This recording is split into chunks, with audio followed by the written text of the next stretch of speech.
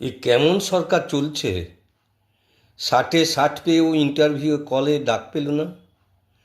Academic qualification তাতে 10-এ 10, 80-র মধ্যে 76, তাতেও ডাক পেল না।